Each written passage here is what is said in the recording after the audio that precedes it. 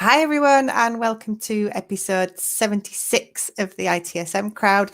We have 5 episodes scheduled this week. This is episode number 2. And the reason we've got all of these things happening at once is because we are talking about a new publication called the Jigsaw Organisation. So the Jigsaw Organisation is something that you can access and download for free. You can see the web link here. And really, it came from an idea that I had, which is that we've broken our organizations down into separate pieces. You know, we've got people everywhere, kit everywhere, our business processes are broken. How do we actually focus on putting them back together in a better way, learning some lessons, adopting some new ways of thinking and working? So what I did with the Jigsaw organization was go out to some of the best minds in service management, IT management, consultancy, training, and just ask them to contribute some advice, an article, some content, and that's all pulled together into this Jigsaw organization document. So I would recommend that you download that and have a read of it. But also in this series of ITSM crowd episodes, we're talking to some of the authors and just digging a little bit more into the topics that they raised. So we've got just one guest on this episode because this is quite a specific subject that I think we need to dedicate a little bit of time to. So Helen, if I can just ask you to introduce yourself and also talk a little bit about your article, please. And hello, everybody. My name's Helen Morris. I've been in IT for far longer than I want to think about, so over 30 years. Started off back in mainframe days, and I've been specialising in service management for about 25 years. However, that's not specifically what my article was about, because in the last 10, 15 years, I've spent a lot more time working with organisations in organisational change and the effect that change has on people.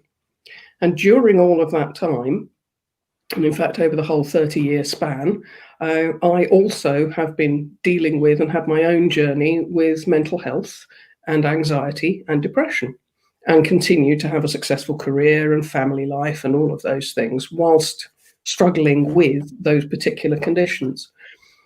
And stress and change brings out those areas of anxiety, which can then lead you into a greater area of depression, unfortunately, if you're prone to that. But just the general anxieties of life get in the way of how we work and the way that we work. And then came 2020. 2020, which turned everything upside down and scattered everybody to the four winds. Beautiful timing, Claire, for the scattered organisation having to build itself back together again, because we've all just had to fall apart and then work out how to come back. And one of the things that was most interesting to me, and what I based the article on, was the different personalities and how COVID and lockdown and the separate approaches to working, how that has affected our different personality types. Most people who know me and who've known me for any length of time would happily say that I was an extrovert.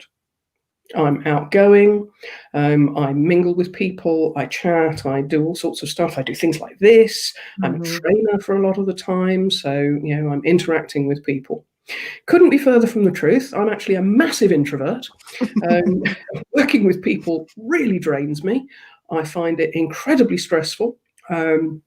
Raises my anxiety levels to peaks that I wouldn't believe possible. Yet still I do it as a job, which we'll go into another time. Not quite sure why I've chosen this career, but there we go. But as an introvert, lockdown was wonderful. It was absolute heaven, because I could then remotely connect to people and not feel that I had to be in their faces. Mm-hmm. Other colleagues I had are massive extroverts. And lockdown has been the ultimate torture. They've not been able to interact. They've not been able to bounce ideas off people.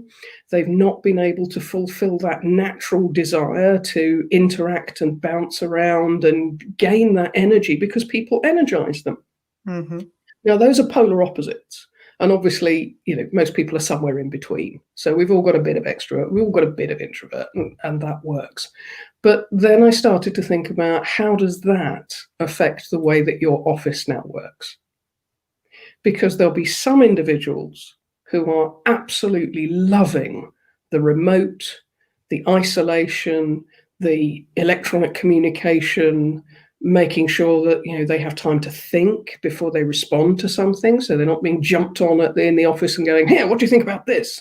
"Oh, I don't know." "Go away, leave me alone, I need a cup of coffee," and then running away, having their cup of coffee, and then coming back with an intelligent answer. There's your introverts. Or your extrovert, who loves that and gets that idea bounced off them. "Oh yeah, I can think about this, and I can say that, and I can respond really quickly." And how has that changed now that we've been forced into this extraordinary situation? And then for a while, we all came back into the office because our leaders said that that was what we should do. Mm-hmm. So back we all came. And the extroverts were going, "Yay, great people. Oh, how are you doing? I can see things, hey, how are you doing? Let's have lots of coffee and tea and communicate."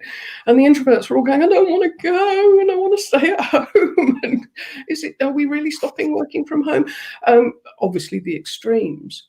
But that then brought to light the fact that a lot of our processes and our leadership styles and the way that we work have not taken that into consideration in the past.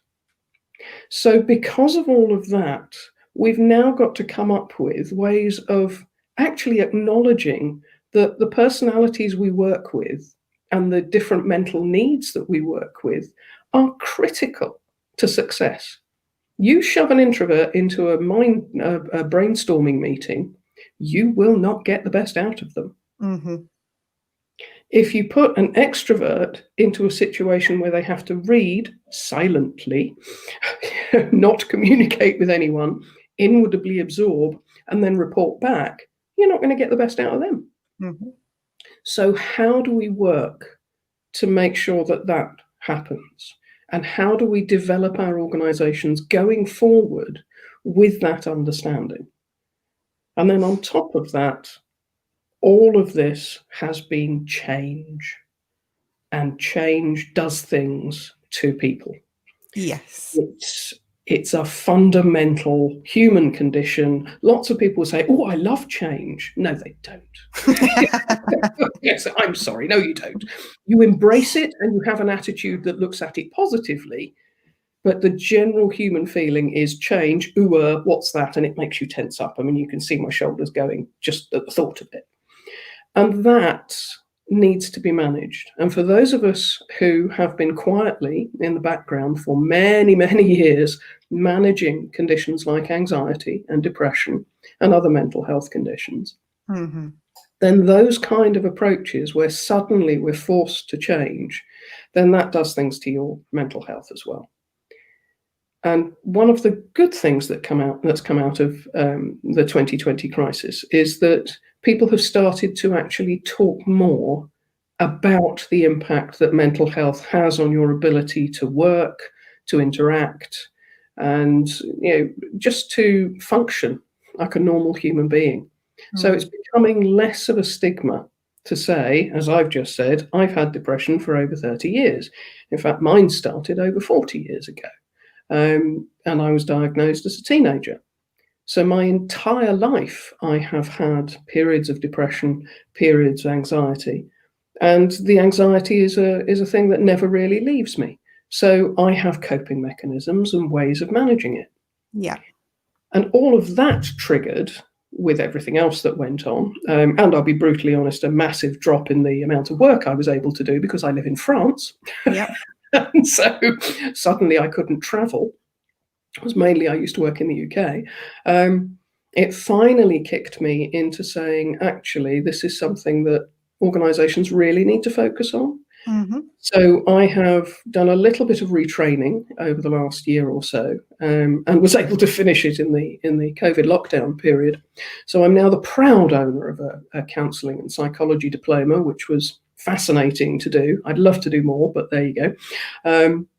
And I've also trained as a mindfulness teacher. so that I've got coping mechanisms for myself, but then coping mechanisms that I also want to be able to share with other people. And all of that coming together, and then up you popped with a Jigsaw organisation and said, "Does anybody want to write about something?" And I thought, yes, I want to write about this, because this and the impact to people and their mental health and the way that we work and the way that people interact is so massively important. Mm-hmm. And it's been so hidden for so very, very long.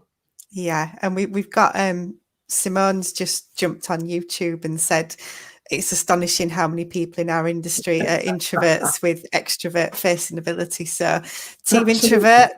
Yeah, but I think unite. just or rather don't, because we'd just really rather not talk to one another. just to remind the people who are watching live, you can put comments on YouTube if you've got questions you want to ask Helen. By all means, please do. We can pick them up. But thank you for sharing that, Simone. But I think kind of looking at Simone's comment, thinking about how you felt, how I felt in the past sometimes. That there is a sense that the way our organisations have evolved is in a way that requires people to adopt new behaviours in order to cope. It puts people into boxes that they don't necessarily fit in. So is this an opportunity? I know it's been a hugely traumatic time, but is this an opportunity for organisations to create a more flexible working environment that actually plays to different people's strengths? I think if we're going to be successful, and if organisations are genuinely going to think about those people and understand what's happening. So I'm just turning off one of the electronic devices that I forgot to turn off before we started. So many in our lives. But if organisations don't start to think about the way that people interact and the way that you can get the best out of people, and I genuinely think that it's something that organisations need to consider much, much more now. And we've got an opportunity to do it because we've broken everything. We've taken people out of what for introverts is the most horrific environment possible, the open office. Hands up all of us who hate our open offices where we can't actually get away from anybody and concentrate, because if that's your particular natural requirement, I used to quite like a cubby or an office. I could focus and I could shut myself off. You can usually spot the introverts around your office if your organisation allows it. They're the ones with the music on. They're the ones with earbuds in. They're the ones who are closing themselves down so that they can focus and concentrate. It's not so that they're being antisocial. It's just that aids their way of working. And organisations now have to recognise that there are lots of different approaches, and some people work well in one way and some people work well in another. And that interaction has to be taken into consideration if you want to get people to perform at their very best. Stressing people out and putting them in a situation where they feel uncomfortable, or they don't feel that they are valued, or that they feel they're under pressure to perform in a particular way, as you say, put them in a box, put them in a particular style of working. So you must always attend open meetings and work in an open office, those kind of things, forcing people into a behaviour they're not really suited to. You're going to put them under enormous stress. That stress will have an effect on your brain chemistry. I've trained as a mindfulness teacher because I believe it works, but I'm an enormously skeptical human being. I don't trust anything unless I've got science proving it to me. And there is so much scientific evidence that says understanding how your brain works, giving yourself a moment to take a breath, understanding that you can't just be constantly under pressure. And these days we are constantly under pressure. How many electronic devices have we all got switched on? Classic. There's another one. Oh, I forgot that one, because I've got so many around me. There's all these pressures all coming in at you all the time. And we're not naturally designed to do that. we haven't evolved that much. Human beings have not evolved very far from cave type mentality. So we still have least effect, the fight flight. Yep. So as soon as something startles you, you've got two options. You either fight it or you run. And that will be your instinct if somebody comes up to you in the office and says, "So Claire, how are you today? Can you do this for me?" Straight away. So, okay, well, I can either respond really aggressively because you've threatened me, or I can just burst into tears and hide under the desk. Now, obviously, you wouldn't do either of those extreme things, but that's what we're doing to our body chemistry. And the adrenaline that gets released at that point then takes time to go through your system. So if your personality type is, as mine is, yay, introverts, the introverted type, so many of us are. If you have that personality type, then any direct approach, which is unexpected, will be perceived as a threat and will start that adrenaline rush going. Mindfulness, being aware of that and understanding that, means that you can then have a mechanism for coping with it.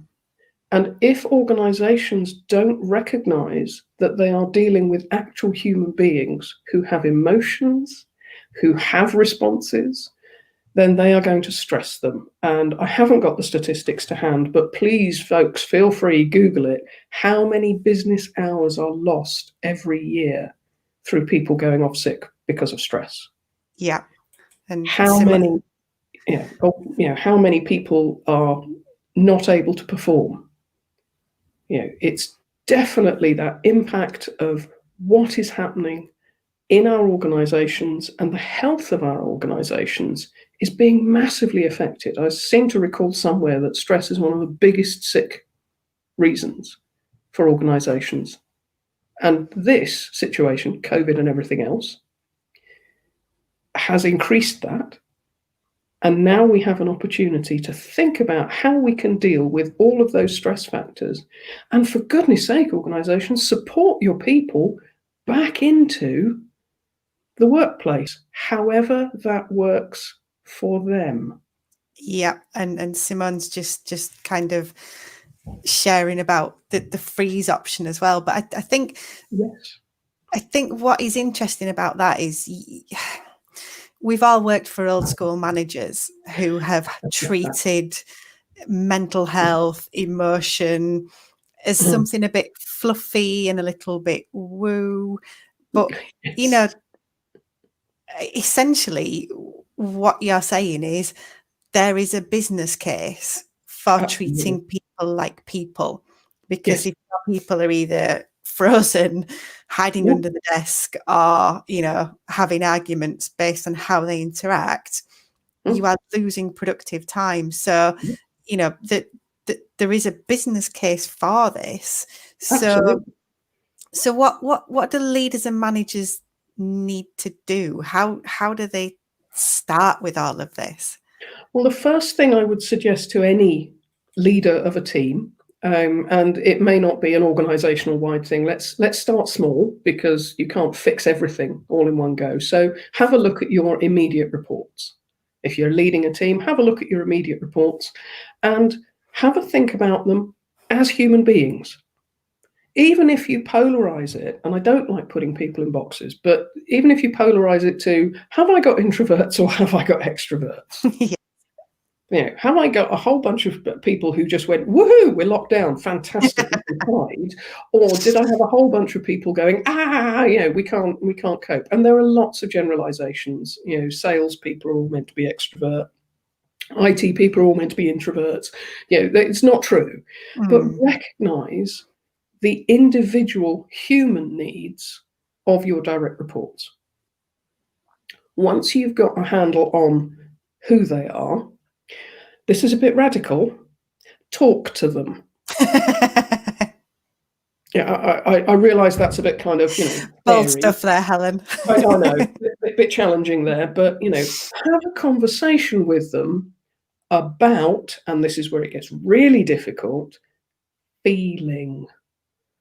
Not, did you achieve your target? Not, have you met particular objectives, not anything else. Talk to them about how they feel about the current working environment.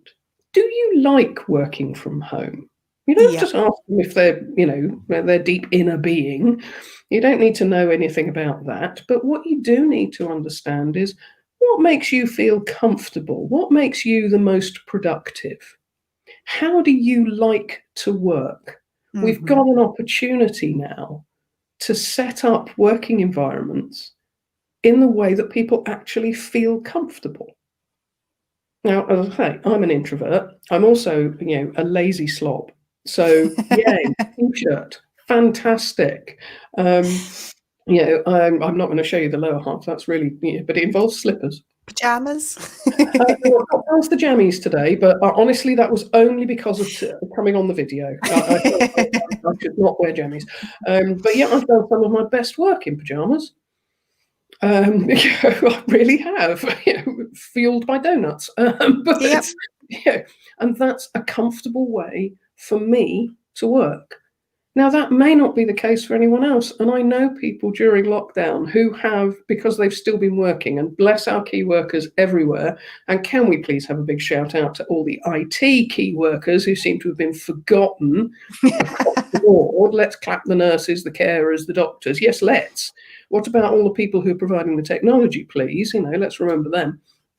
So all these poor souls who have been working, I know some of them get dressed to go to work. In their home. Yeah. Because that's how they feel comfortable working. So as a leader of a team, talk to your people about how they feel just about the work environment and how it suits them and how they'd really like to be able to work in the future. Do you want to come into an office? Do you want to come into the office some of the week and work from home other parts of the week? We've both been around long enough to remember the wonderful times of no one can do anything remotely. Yep. No one will ever deliver if we work remotely. Nothing will happen. 2020, anybody?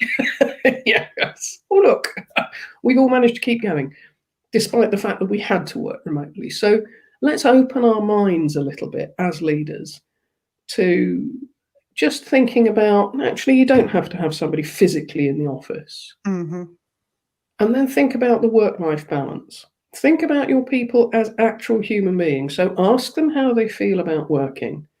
And then, this is getting slightly personal, but, ask them about their family situation.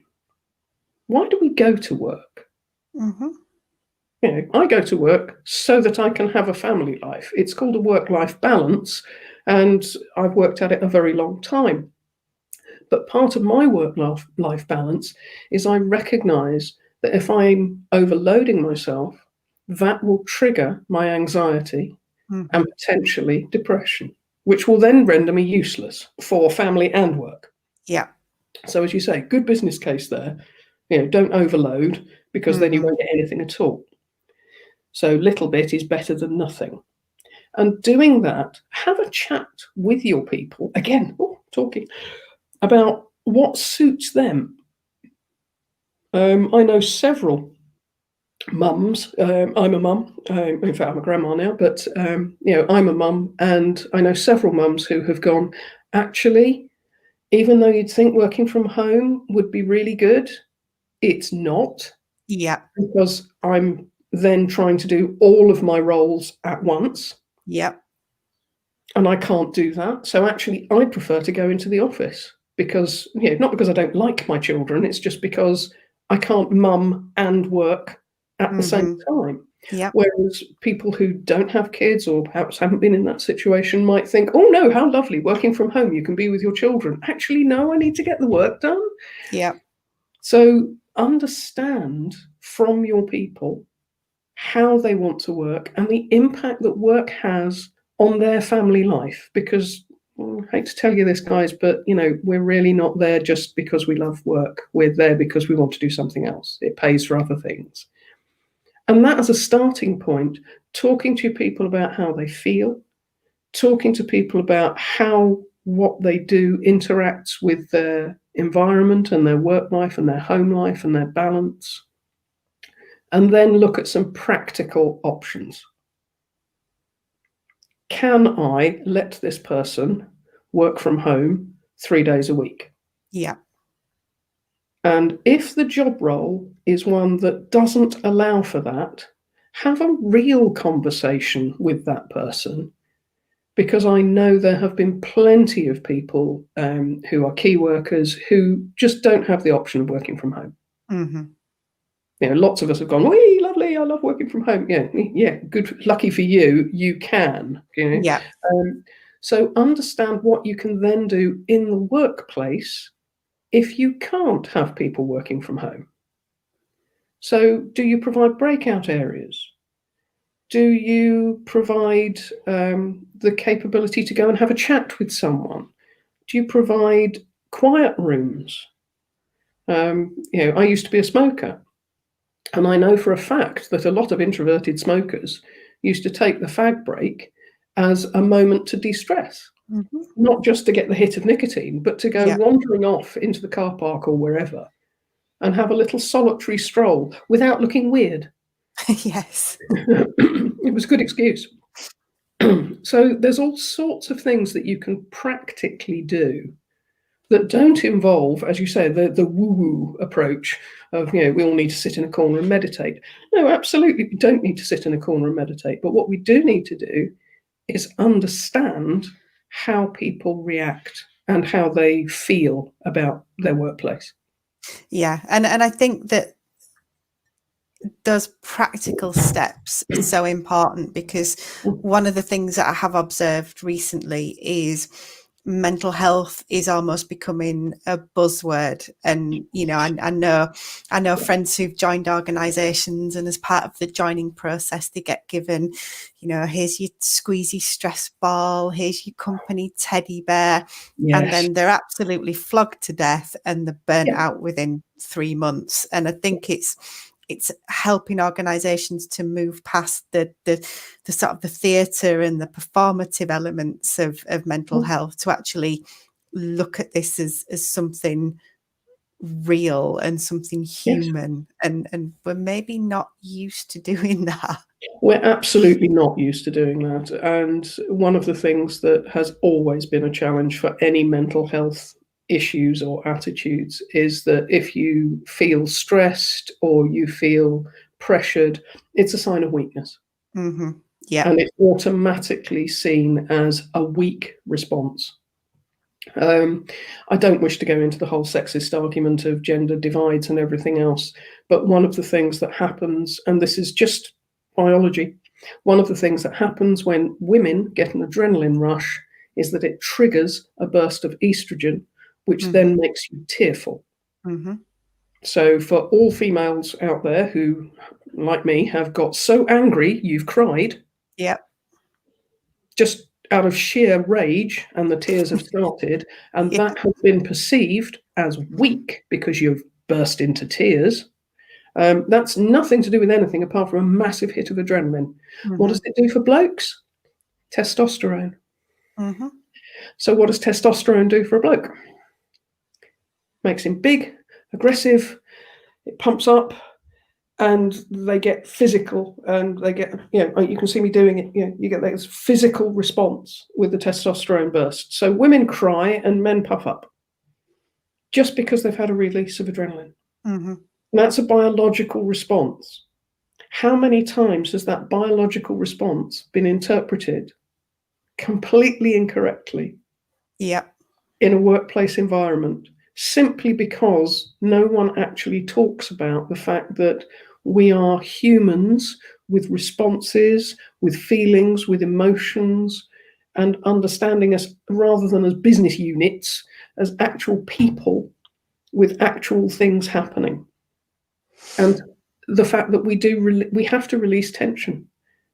Nothing wrong with crying, whether you're a female or a male. It's a release of tension. It doesn't mean you're weak. Yeah. Nothing wrong with going out in the car park and having a good shout.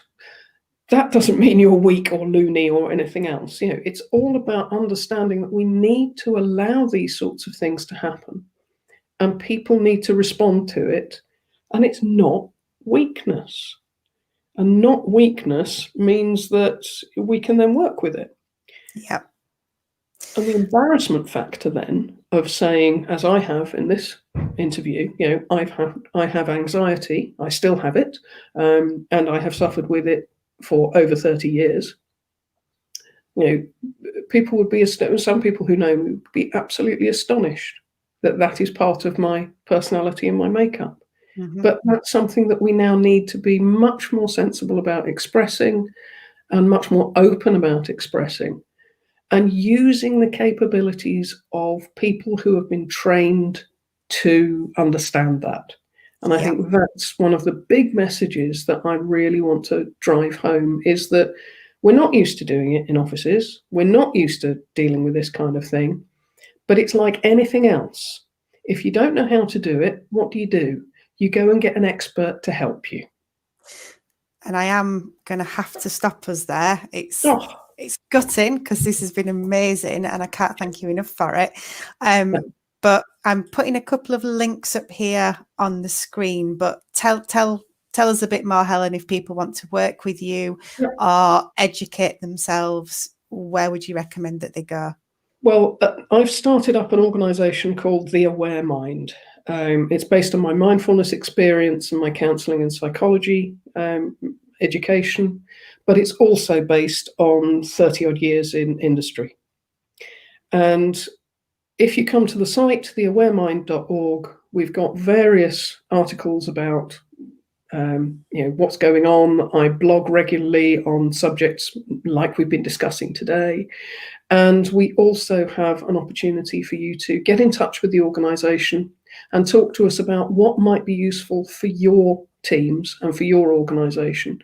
So that just like any other consultancy, you bring in an expert, someone who knows how to deal with that, and you use that as an additional service in addition to all your HR things, so that we stop the attitude which you've described, Claire, of, welcome to the company, here's your stress ball and here's your teddy bear. Let's actually give people some real practical availability of being able to talk, because it's not something that's easy, and it does require a level of education and understanding. So invite someone in to talk to your staff if you don't feel you can do it for yourself. That's good advice. So thank you to everybody who has commented and put questions on YouTube. I'm sorry we didn't get to them all, but what Helen's had to say today, I think, was so important. It was good to get as much of that as possible.